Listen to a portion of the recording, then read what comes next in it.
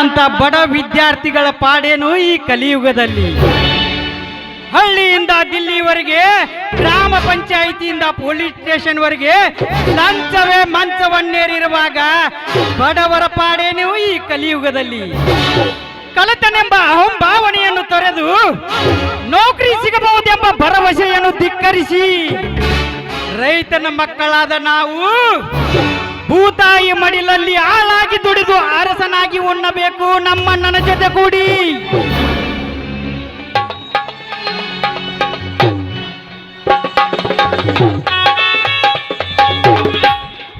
ಮೈದಿನ ಬಾರಪ್ಪ, ಈಗ ಬಂದೇನು?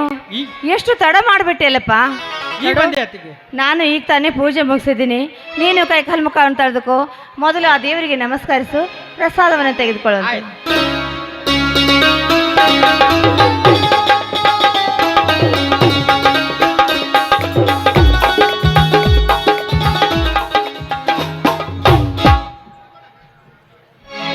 ಪ್ರಕಾಶ, ಕಲಿತ ವಿದ್ಯಾವಂತನಾದರೂ ನೀನು ಹೊಲದಲ್ಲಿ ಮಾಡಿದ ಕೆಲಸವನ್ನು ನೋಡಿ ನಾನು ಬೆರಗಾಗಿ ಹೋದೆನಪ್ಪ, ಬೆರಗಾಗಿ ಹೋದೆ. ಪ್ರಕಾಶ, ಅದು ಅಲ್ಲದೆ ನಿಂದೊಂದು ಯಾವುದೋ ಇಂಟರ್ವ್ಯೂ ಅಂತ ಹೇಳಿದ್ದಲ್ಲಪ್ಪ, ಅದೇನಾಯ್ತು? ಎಲ್ಲ ಮಣ್ಣು ಪಾಲಾಯಿತನ್ನ ನಿನ್ನ ತಮ್ಮನ ಕೆಲಸ. ಅನ್ನ ನೀಡುವ ಅನ್ನದಾತನೇ ಆತ್ಮಹತ್ಯೆ ಮಾಡಿಕೊಳ್ಳುತ್ತಿರುವಾಗ ಹೆಂಡ ಮಾರುವವನೇ ಬಂಡ ರಾಜಕಾರಣಿಗಳಾಗಿ ಅನ್ನ ನೀಡುವ ಅನ್ನದಾತನೇ ಆತ್ಮಹತ್ಯೆ ಮಾಡಿಕೊಂಡು ಶ್ರೇಷ್ಠ ಭಾರತದಲ್ಲಿ ಭ್ರಷ್ಟ ಅಧಿಕಾರಿಗಳ ಜೊತೆಗೂಡಿ ರಾಜ್ಯಕ್ಕೆ ಪ್ರಥಮ ರ್ಯಾಂಕ್ ಪಡೆದಂತ ನಿನ್ನ ತಮ್ಮನನ್ನು ಕುತ್ತಿಗೆಯಿಂದ ಕೈ ಹಾಕಿ ಹೊರದಬ್ಬಿದರು. ಪ್ರಕಾಶ, ಇಂದು ನೀನು ನಿರಾಶೆಯಿಂದ ಮರಳಿ ಬಂದಿರಬಹುದು. ನಾಳೆಯಾದರೂ ಆ ಗಾಲವೇಶ್ವರ ನಿನಗೆ ಕರುಣೆ ತೋರುತ್ತಾನಪ್ಪ, ಕರುಣೆ ತೋರುತ್ತಾನೆ.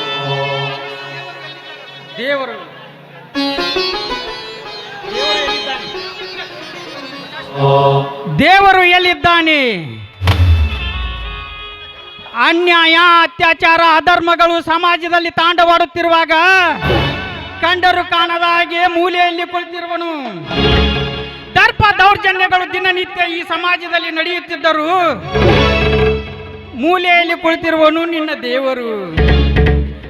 ಶ್ರೀಮಂತರ ಕೈಗೊಂಬೆ ಆಗಿದ್ದ ನನ್ನ ನೀ ಪೂಜಿಸುವ ಕಟುಕ ದೇವರು.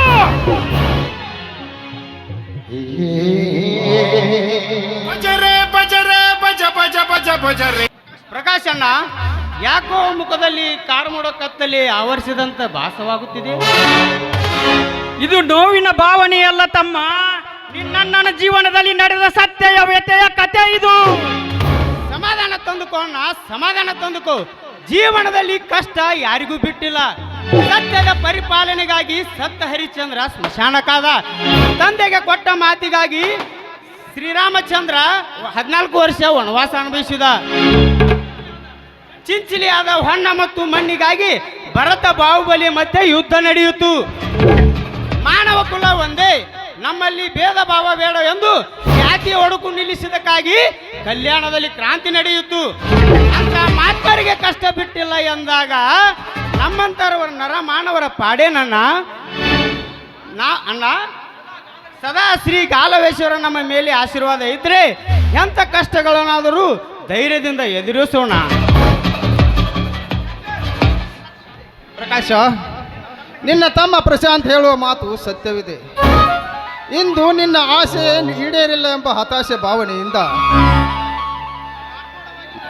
ಕಾರ್ಮೋಡವಾಗಿ ನಿನ್ನ ಮನಸ್ಸಿನಲ್ಲಿ ಮೂಡಿರಬಹುದು. ಹೊಸ ವಸಂತಕ್ಕೆ ಯುಗಾದಿಯ ಆಗಮನಕ್ಕಾಗಿ ಕಾಯುವಂತೆ ಈ ಗಿಡ ಮರ ಬಳ್ಳಿ ಹೊಸ ವಸಂತವನ್ನು ಸ್ವಾಗತಿಸುವ ರೀತಿಯಲ್ಲಿ ಇಂದಲ್ಲ ನಾಳೆಯಾದರೂ ನಿನ್ನ ಬಾಳು ಬಂಗಾರವಾಗಬಹುದಪ್ಪ, ಬಂಗಾರವಾಗಬಹುದು. ಹೌದಪ್ಪ, ಮಳೆಯ ಕೃಪೆಯಿಂದ ಬರಡಾದ ಭೂಮಿಗೆ ಆ ಮಳೆರಾಯ ಸುರಿಸಿ ಹಚ್ಚು ಹಸಿರಿನ ಹುಲ್ಲಿನ ಹಾಸಿಗೆನ ಹಾಸಿ ಆ ಭೂತಾಯಿ ಆಕಾಶಕ್ಕೆ ಮುದ್ದಿಡುವಾಗ ಆದರೆ ಆ ಸಂತೋಷ ಹೇಗಿರುತ್ತೋ ಹಾಗೆ ಇವತ್ತು ನೀನು ತಂದ ಆ ಪದವಿ ಇಂದಿಲ್ಲ ನಾಳೆ ಆದರೂ ಆಪ್ತ ಕಾಲದಲ್ಲಿ ಹೇಗಾದರೂ ಒಂದು ರೀತಿಯ ಸಹಾಯ ಆಗೇ ಆಗುತ್ತಪ್ಪ. ಅಣ್ಣ, ಸೆಗಣಿ ಏರಿಸಿ ಗಾಡಿಯಿಂದ ತಳ್ಳಿ ಅಪಮಾನ ಮಾಡಿದರು.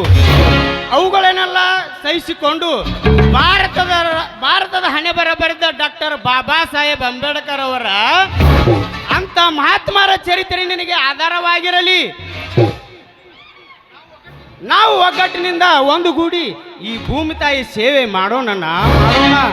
ತಮ್ಮ, ನೀ ಹೇಳಿದ ಹಾಗೆ ನಮಗೆಂಥ ಕಷ್ಟಗಳೇ ಬಂದರು, ಎಂಥ ಅಲೆಗಳು ಅಪ್ಪಳಿಸಿದರೂ ಅವಕ್ಕೆಲ್ಲ ಎದಿಗೊಡದೆ ಧೈರ್ಯದಿಂದ ಬಾಳೋಣ ಅಂತ ದೇವರಲ್ಲಿ ಪ್ರಾರ್ಥಿಸೋಣ ಅಣ್ಣ. ಹೌದು ಮತ್ತೆ ಏನ್ರಿ, ನನ್ನ ಮೈದುನ ಅಂದ್ರೆ ಏನು ಸಾಮಾನ್ಯನ? ಬಾಹುಬಲಿ ಗಲಗಲಿ ರಾಜ ಹುಲಿ ಇದ್ದಂಗ ಅಲ್ವೇ ನನ್ನ ರಾಜ? ಈ ಸಂತೋಷಕ್ಕೆ ಮತ್ತೇಕೆ ತಡ? ಊಟ ಮಾಡೋಣ, ಹಾಡು ಹೇಳೋಣ. ಮೊದಲು ಹಾಡು ಹೇಳೋಣ. ಹಾಡು ಹೇಳೋಣ. ಅಯ್ಯೋ, ಅಯ್ಯೋ, ನನ್ನ ಗಂಡ ಆಸೆ ನೋಡು, ಆಗ್ಲಿ. ಹಸಿದಾಗ ಅನ್ನ ನಗಿದಾಗ ನೀರು ಕೊಡದಿದ್ದ ಮೇಲೆ ಚಂದವೋ ಚಂದವೋ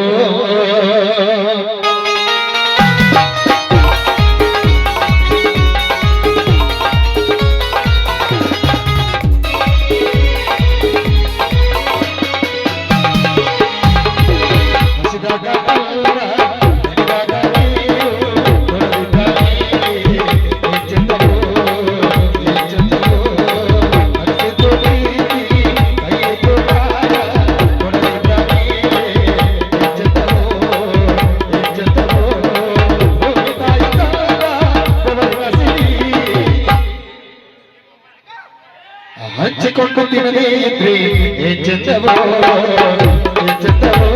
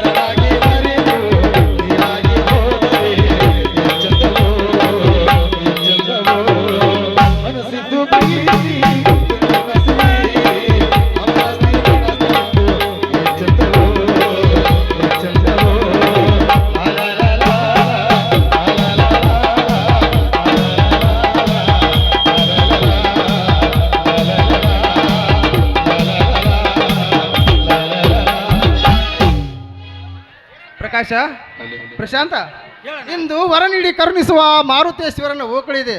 ಅದಕ್ಕೆ ನಮ್ಮ ಬಾಳೆಲ್ಲ ಸಿಹಿಯಾಗಿರ್ಲಿ ಎಂದು ನಿಮ್ಮ ಅತ್ತಿಗೆ ಸಿಹಿ ತಿನಿಸುಗಳನ್ನು ಮಾಡಿದ್ದಾಳೆ. ನಡ್ರಿ ಎಲ್ಲರೂ ಸೇರಿ ಊಟ ಮಾಡೋಣ. ಆಯ್ತಣ್ಣ. ಏನ್ರಿ ಇದು ಇವ್ರಿಬ್ರು ಈಗ ಹಿಂಗ ನಾಸ್ತಾರ, ನಾಳೆ ಹೆಂಡತಿ ಬಂದ್ಮೇಲೆ ಗತಿ ಏನಂತೀನಿ? ಹೆಂಡತಿ ಬಂದ್ಮೇಲೆ ಹೆಂಗ್ರ ಅವಾಗೆಲ್ಲ ಶಾಣೆ ಇರ್ತಿರಲ್ಲ. ದೇವ್ರೇ ಗಲಗಲ ಹುಡುಗಿಯರ ಕಣ್ಣು ನನ್ನ ಮೈದನಿಗೆ ಆಗದೇ ಇರಲ್ಲ. ಯವ್ವ ನಡೀರಿ ಹೋಗೋಣ.